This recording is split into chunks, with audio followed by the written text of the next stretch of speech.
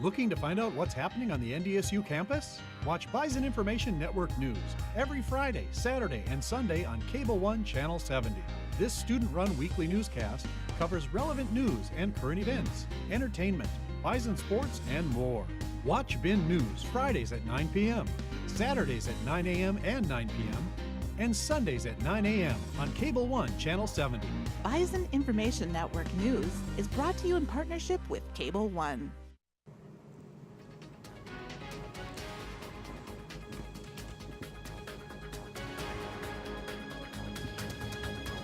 Good afternoon, ladies and gentlemen. Welcome to Frisco, Texas on this special edition of X's and O's. And now Isaac and I are going to debate whether the college football playoff should expand, considering we just watched the national championship unfold behind us with NDSU beating Eastern Washington 38-24.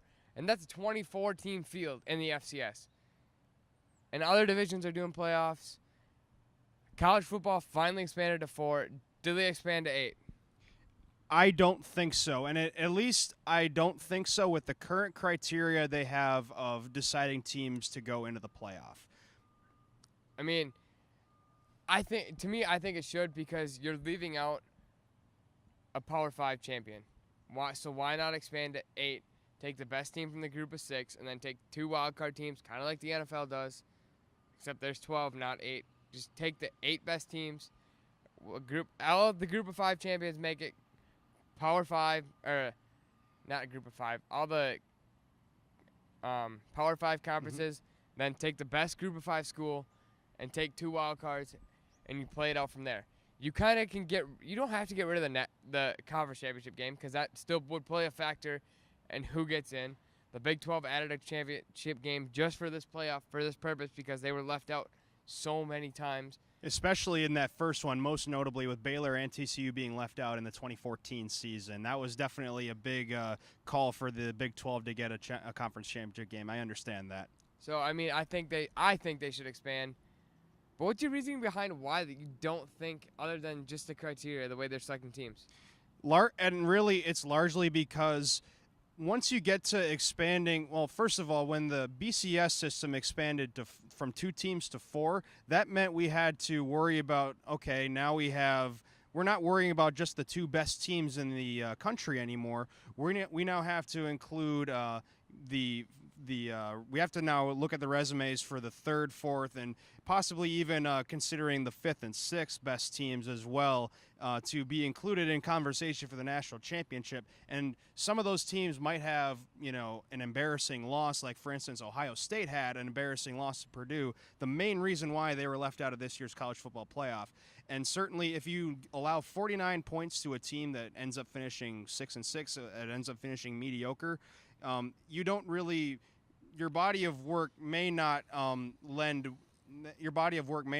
itself to really show that you've proven to be a true contender for the national championship. So if you include that, if you expand it from 4 to 8, now you got to worry about, okay, we're now going to be looking at resumes from 9, 10, and 11. Those teams have 2 and 3 losses, and if we're really truly going to determine who the best team in college football is, it shouldn't be a team that had 2 or 3 losses in the regular season. And I definitely I agree with you there. It shouldn't be a team with 2 or 3 losses.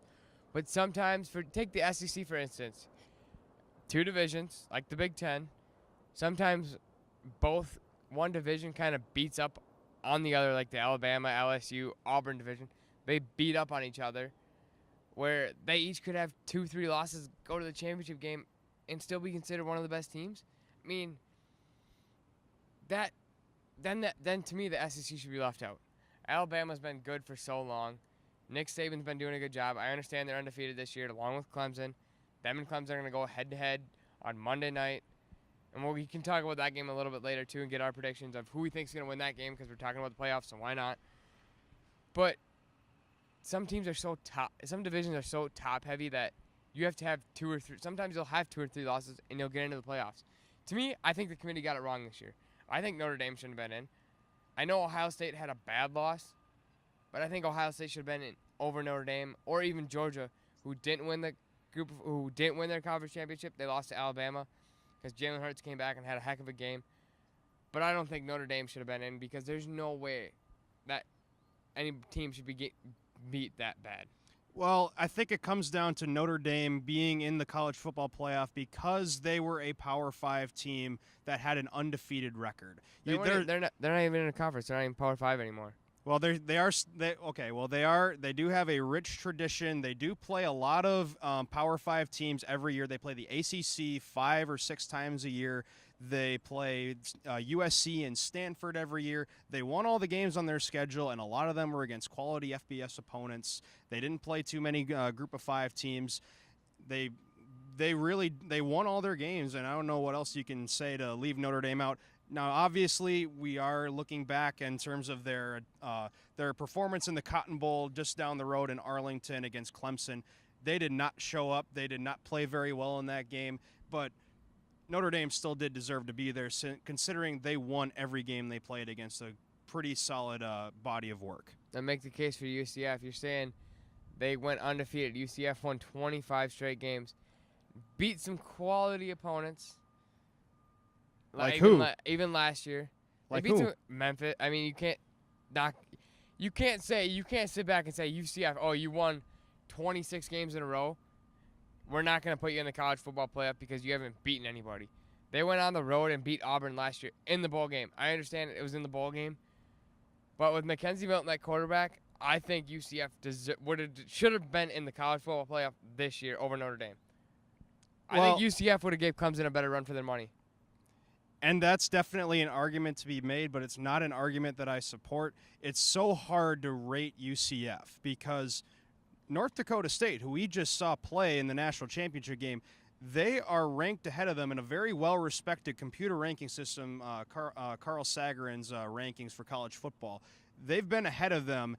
NDSU's been ahead of UCF in those rankings pretty much all season long, fairly consistently, which shows that despite NDSU being an FCS team and UCF being an FBS team, NDSU is handling their weaker, quote-unquote, weaker schedule much better than UCF is handling their FBS schedule, which is a lot of mid-majors. The AAC is not a power conference.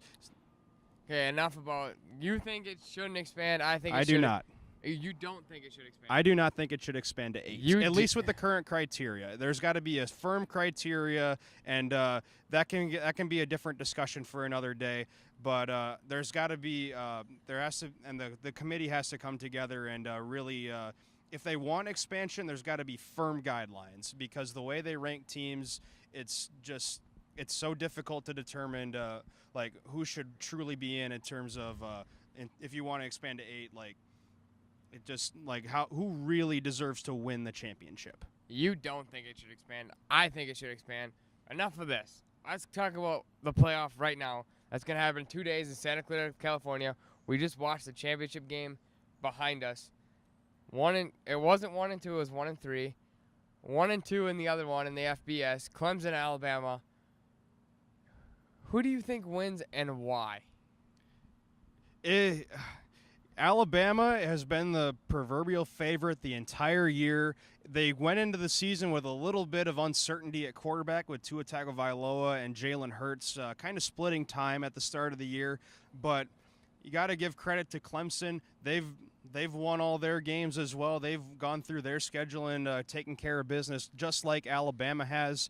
But I really think it comes down to just like what I talked about with NDSU versus Eastern Washington coming into the game.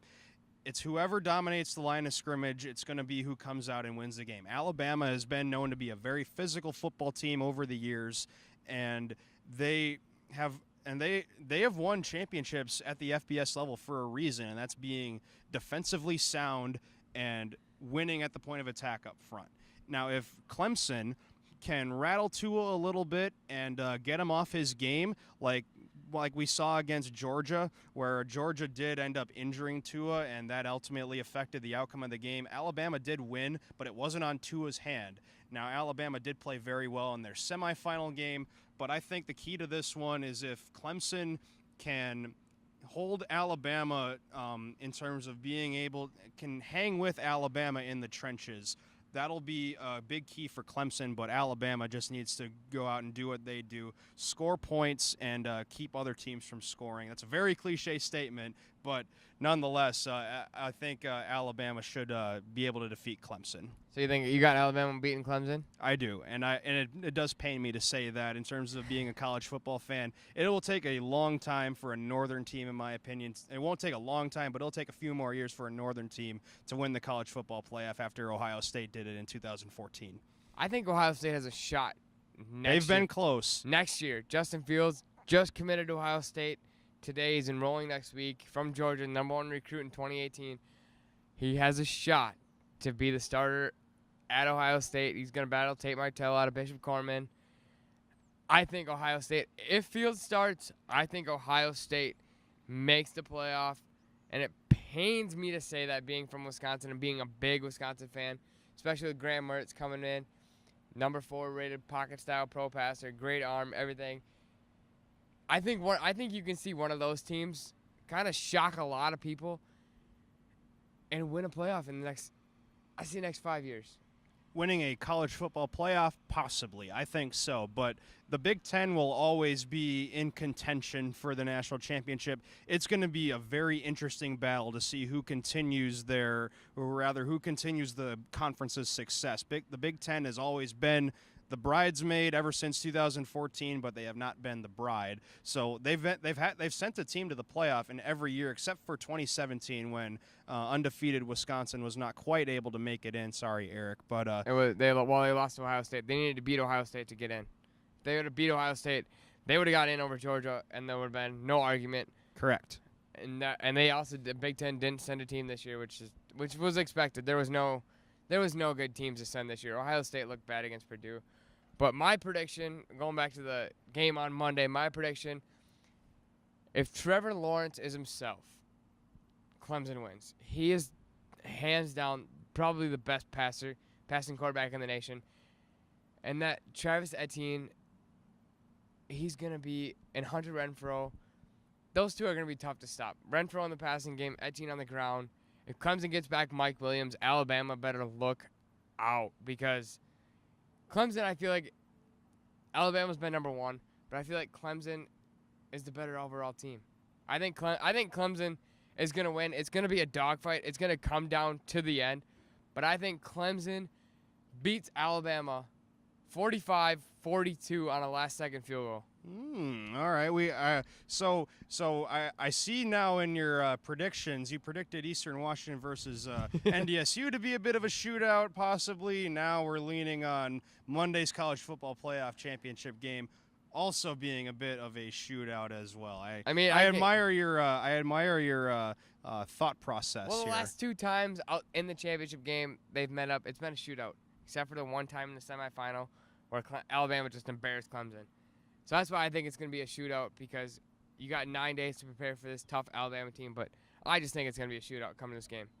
And that's a very fair assumption, but I think I don't know if it'll exactly be a quote-unquote shootout. I think it'll probably be about as similar of a final score as this game here. By the way, not to toot my own horn, but I did predict the NDSU versus Eastern Washington final score. I said 38-24. Look what happened, 38-24. I almost think it's going to be about the same score in terms of this game. Alabama's offense is very potent, and they can get clutch stops when they need to, although they did kind of struggle a little bit against Georgia in the SEC championship game.